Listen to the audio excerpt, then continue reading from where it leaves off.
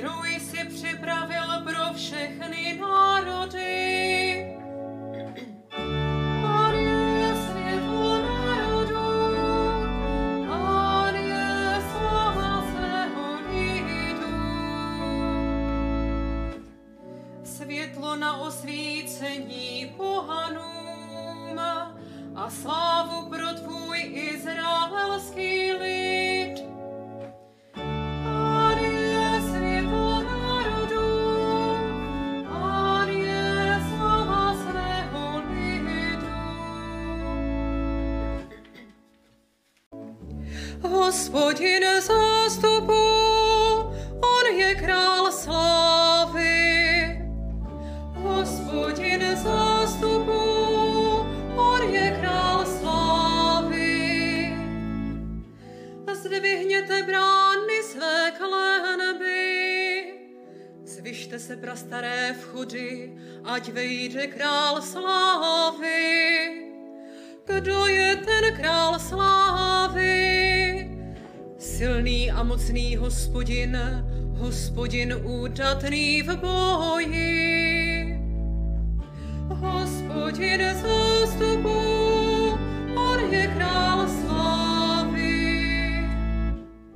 Zdvihněte brány své klenby, zvyšte se prastaré vchody, ať vejde král slávy. Kdo je ten král slávy? Hospodin zástupů, on je král slávy. Hospodin zástupů, on je král slávy.